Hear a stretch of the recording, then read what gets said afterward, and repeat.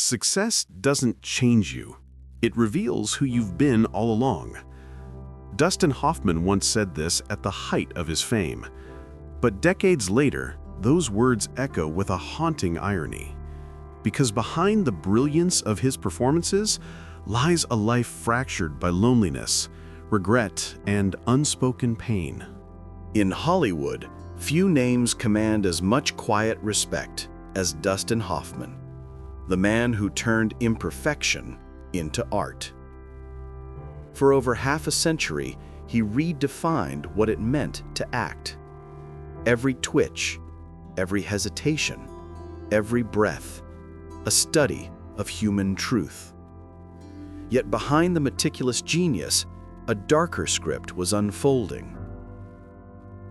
In the public eye, Hoffman was the unlikely hero, short, scruffy, insecure, who conquered an industry obsessed with perfection. From The Graduate to Rain Man, his characters weren't superheroes. They were ordinary men with extraordinary souls. That was his gift and his curse. Because the man who spent a lifetime inhabiting other people's pain could never escape his own. In recent years, as Hoffman reached his late 80s, the spotlight dimmed. He vanished quietly from the red carpets he once dominated. Interviews grew sparse. Rumors whispered through the cracks of illness, estrangement, and the kind of silence that only comes after a life lived too loudly. But the truth, as always with Hoffman, is layered. He wasn't just retreating from Hollywood. He was retreating from the ghosts that fame had never let him bury, the childhood wounds that made him act, the perfectionism that became addiction, and the controversies that tainted his final chapters. When the world celebrated him as a method-acting legend, few saw the toll it took, the sleepless nights of self-doubt, the obsession with control, the inability to stop becoming someone else. Hoffman's method wasn't just performance, it was survival. And perhaps that's why today, as he turns 88, his story feels both triumphant and tragic. Because for Dustin Hoffman, the price of truth on screen was the slow erosion of peace off it. In the end, it wasn't Hollywood that broke him. It was the weight of having lived too many lives, while never quite mastering his own. He once joked that he'd spent his entire career pretending to be real. But what if that was the only way he could ever feel alive? This is the story of Dustin Hoffman, the prodigy who became a paradox, a man whose genius illuminated millions, even as it devoured him from within. And somewhere between the applause and the silence lies the tragedy that few have ever truly seen. Dustin Lee Hoffman was born on August 8, 1937 in Los Angeles, but his story began far from the glitter of Hollywood. His father, Harry Hoffman, was a jazz pianist who turned to furniture sales to support the family after dreams of music faded. His mother, Lillian, had once dreamed of being an actress. Two broken dreams under one roof, and a boy who absorbed both. They were Jewish, first-generation Americans trying to survive in post-Depression California. Money was scarce, tension constant. The Hoffmans moved often, chasing rent they could barely afford. Dustin grew up small, awkward, and painfully self-conscious. He later admitted, "I wasn't the kid anyone wanted to be friends with." He had a crooked nose, bad skin, and a stutter, the antithesis of the all-American ideal that Hollywood worshipped. But rejection became his first teacher. When classmates mocked him, he retreated into mimicry. He would study people, their voices, gestures, rhythms, until he could imitate them perfectly. Acting at first was camouflage, a way to disappear. After high school, Hoffman enrolled at Santa Monica College, not to study drama, but medicine, his parents' idea of stability. But the more he dissected cadavers, the more lifeless he felt. One day he skipped class and wandered into a local theater. He later recalled, "I didn't know what I was doing there. I just knew it was the first time I could breathe." He drucked out. His mother wept. His father stopped speaking to him. And the boy with no looks, no money, and no connections made the most irrational decision imaginable. He would become an actor. He scraped by in New York City, sharing a tiny apartment with another struggling actor named Gene Hackman. They lived on instant soup, secondhand cigarettes, and shared humiliation. When Hackman was kicked out of acting school for being too aggressive, Hoffman followed, out of loyalty. They were broke, but they had each other, and they had the fire. He studied under Lee Strasberg and the Actors Studio, the temple of method acting, where he learned to turn emotion into art. He was relentless, obsessive, often unbearable to work with, even as a student. While others aimed for fame, Hoffman aimed for truth. He'd rehearsed the same scene dozens of times until it bled authenticity. But even then, Hollywood didn't want him. He was told he was too ugly, too short, too intense. He worked odd jobs, typing, waiting tables, even playing piano at a Greenwich Village restaurant. Years later, he said, "I wasn't trying to be famous. I just didn't know what else I could be." That's the paradox that shaped him, a man driven not by ambition, but by fear. Fear of invisibility, fear of becoming his father, fear that if he stopped pretending, there would be nothing left. Those early years carved the psychology of the actor the world would one day revere, a man who turned pain into art and shame into performance. He wasn't born a star. He was forged by rejection, loneliness, and the desperate need to prove that even the broken could shine. And soon, that need would collide with destiny in the most unexpected way. By the mid-1960s, Dustin Hoffman was just another nameless actor haunting casting rooms in New York. He was 30, poor, and invisible in an industry that idolized square jaws and 6-foot frames. "They didn't know what to do with me," he later said. "I wasn't handsome enough for leading roles or funny enough for comedy." He survived by teaching acting to pay for rent, playing the piano at off-Broadway rehearsals, and landing the occasional one-line part. Still, he refused to quit. What kept him going wasn't confidence, it was obsession. He believed that truth on stage mattered more than beauty on screen. Then came The Graduate, 1967. The role of Benjamin Braddock was supposed to go to a clean-cut, all-American type, someone like Robert Redford. Director Mike Nichols saw hundreds of actors before Hoffman's name came up. When he walked into the room, Nichols reportedly laughed. Hoffman looked nothing like a romantic lead. Nervous, small, his tie crooked, his hands fidgeting. But when he read the lines, Nichols froze. There was rawness, a palpable, awkward humanity no one else had touched. That audition changed everything. When The Graduate premiered, it shocked Hollywood. The film captured the confusion of a generation, and Hoffman became its unlikely face. Suddenly, the short, neurotic kid who'd been told he was too ugly for film became the symbol of authenticity. He didn't play Benjamin, he was Benjamin. Insecure, lost, yearning. It was a mirror the audience didn't know they needed. Overnight, Dustin Hoffman was famous. He received his first Oscar nomination and a phone that never stopped ringing. Studios wanted him. Directors admired him. The press called him the new kind of movie star. But fame didn't soothe him. It terrified him. Behind the celebration, Hoffman wrestled with imposter syndrome. He told friends he felt like a fraud, that one day everyone would realize he didn't belong. The more success he found, the louder that voice became. Still, he chased complexity. He avoided safe roles, choosing parts that scared him. The streetwise hustler Ratso Rizzo in Midnight Cowboy, 1969, the broken anti-hero in Little Big Man, 1970. For Midnight Cowboy, he transformed completely. Dirty clothes, limp, cough, grime under his nails. On set, he refused to break character even between takes. Crew members thought he'd lost his mind. Critics called it genius. That film won the Academy Award for Best Picture and made Hoffman a cultural phenomenon. But even at the height of his early fame, the cracks were visible. His need for perfection often turned into self-destruction. He would do 40 takes of a single line, tormenting himself and everyone around him. Those who worked with him described him as both brilliant and unbearable.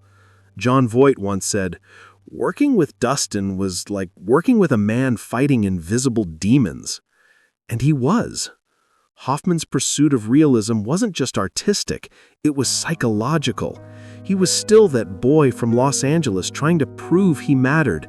Every role was a confession, every performance a plea to be seen. The world saw a rising star.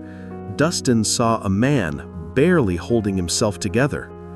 And as his career skyrocketed into the 1970s, that inner fracture, the one that fame couldn't heal, began to widen.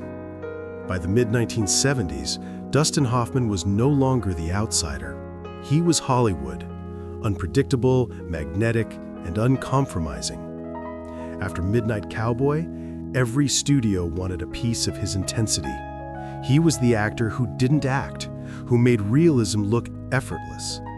But behind that effortless truth was relentless control. He entered a streak of unforgettable performances. In Straw Dogs, 1971, he explored male rage and moral collapse. In Lenny, 1974, he embodied the tormented comedian Lenny Bruce so deeply that he nearly lost himself. He spent months studying Bruce's tapes, mimicking his rhythm until friends couldn't tell their voices apart. It earned him another Oscar nomination and his first real burnout. By the time All the President's Men, 1976, hit theaters, Hoffman and Robert Redford had become the embodiment of integrity in an age of cynicism. The film wasn't just a hit, it was a statement. America was still reeling from Watergate, and Hoffman's portrayal of journalist Carl Bernstein gave the nation someone to believe in again. He was hailed as the conscience of Hollywood, the everyman hero who refused to compromise truth for glamour. Time magazine called him the thinking man's movie star. Directors called him an emotional surgeon. His colleagues called him impossible. Perfection came at a price. On set, Hoffman demanded total immersion. During Marathon Man, he stayed awake for 3 nights before a scene to look genuinely exhausted. When Laurence Olivier, his co-star and one of the greatest actors in history, asked why, Hoffman explained, "I wanted to feel real." Olivier famously replied, "My dear boy, why don't you just try acting?" It became the most quoted exchange in acting lore, a symbol of 2 worlds colliding, the old theater discipline and the new method intensity that Hoffman represented. Yet the audience didn't care about the chaos. They saw truth, pain, vulnerability. Hoffman made imperfection beautiful. By the early 1980s, he was untouchable, both critically and commercially. Then came Kramer vs. Kramer, the role that defined him.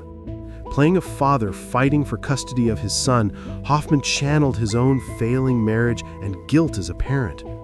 During filming, he pushed his co-star Meryl Streep to emotional extremes, sometimes crossing boundaries that would later haunt him. But the result was devastatingly real. The film swept the Oscars and finally won his first Academy Award. It should have been the moment he felt complete, but it wasn't. Because Hoffman didn't know how to stop. Success only raised the stakes of his insecurity. Each triumph made the next role harder. He feared repeating himself, feared aging, feared the emptiness that waited when the cameras stopped.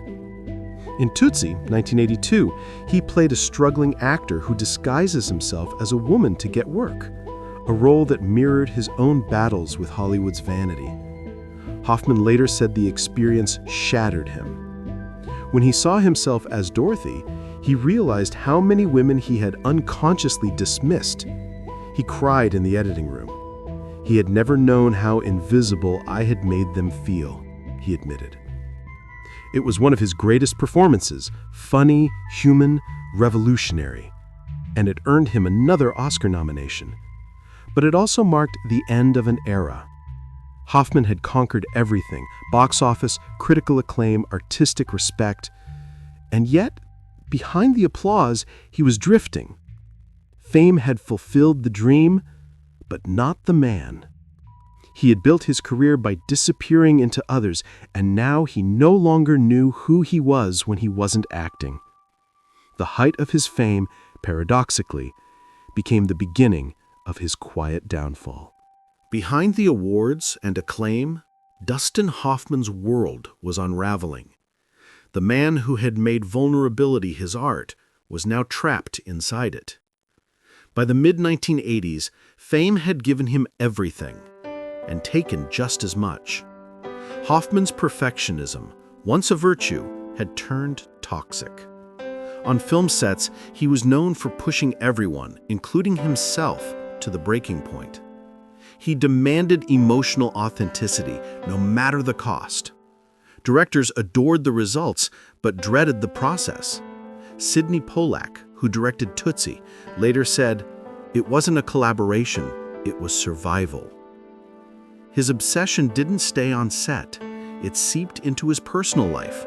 His first marriage to ballerina Anne Byrne had already collapsed under the strain of his career. Hoffman remarried to businesswoman Lisa Gottsagen, who gave him stability, but even she would admit, living with Dustin is like living with 12 people at once. He could be tender one moment, unreachable the next.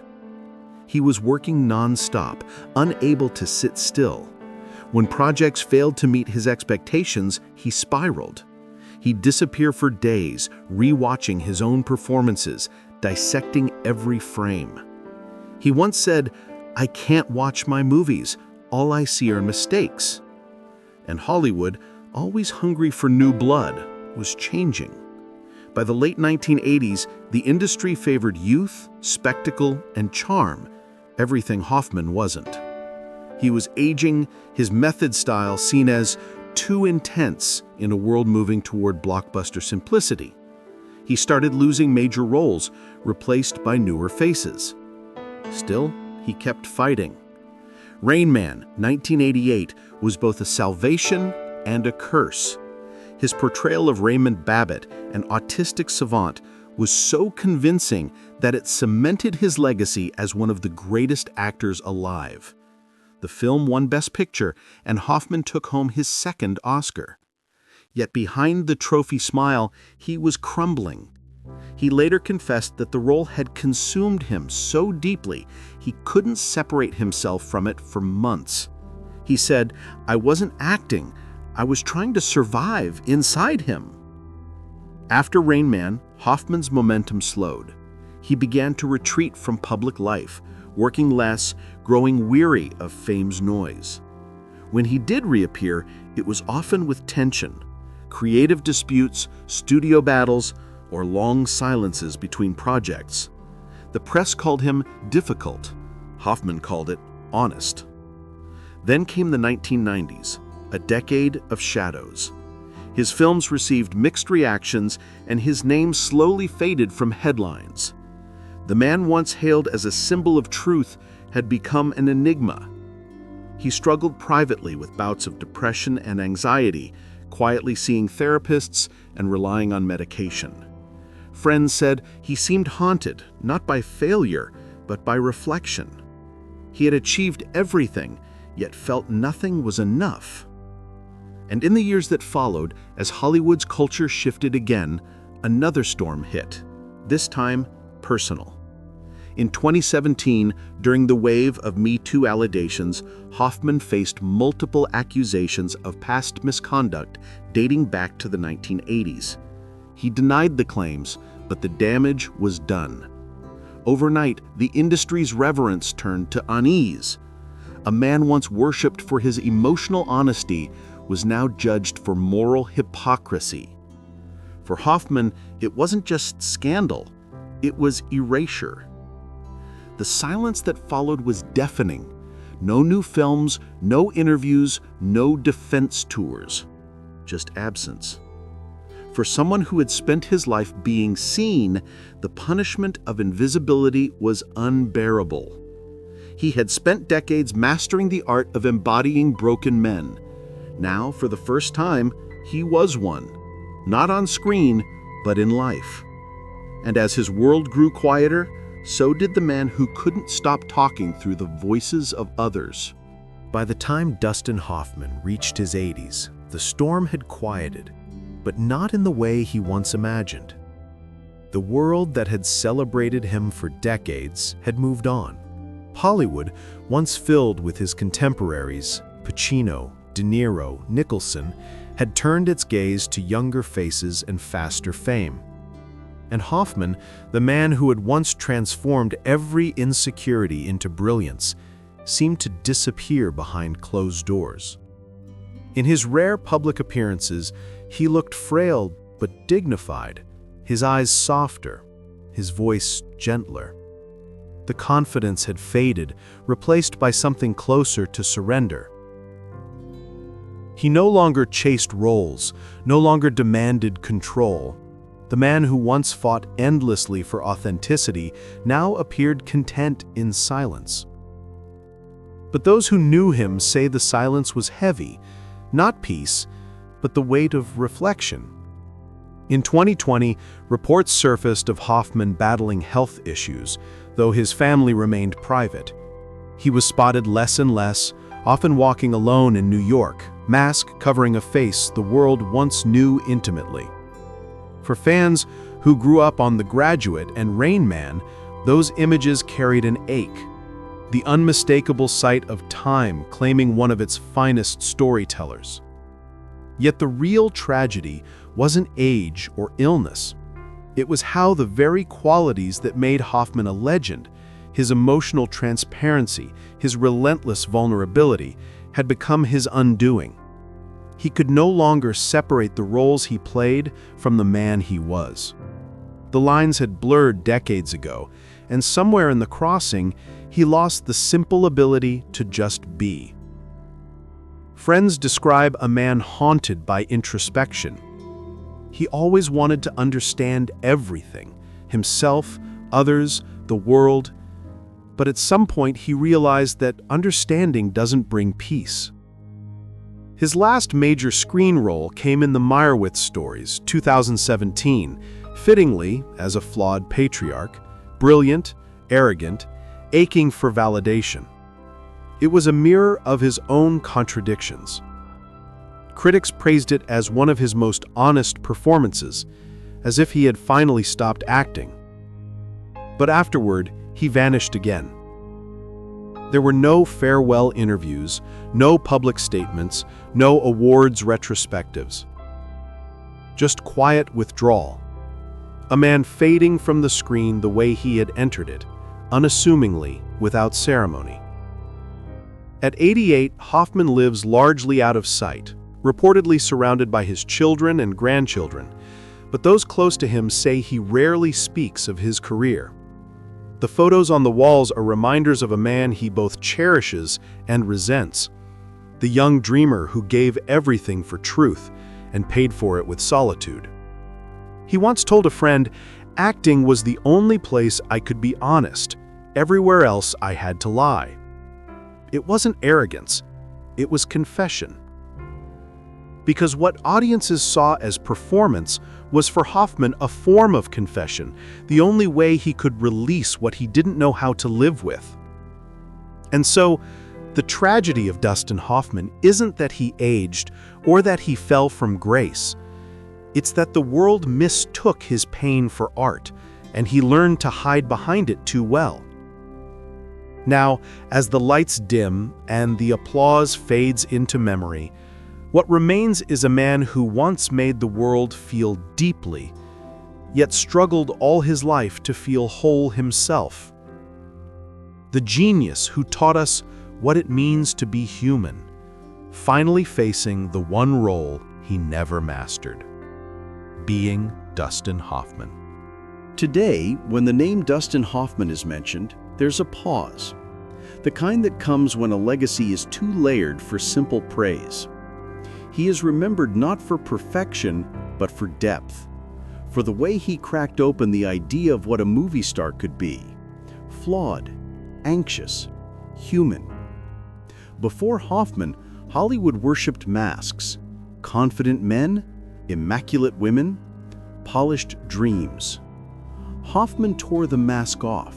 He made vulnerability magnetic.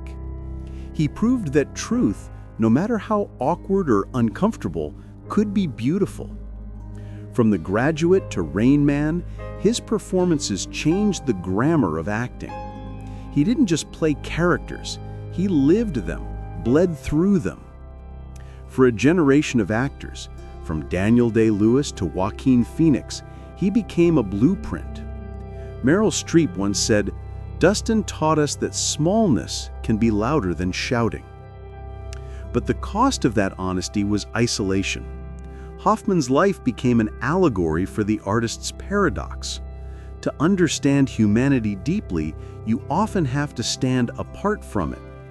He gave audiences emotional intimacy, but struggled to offer it in his own relationships.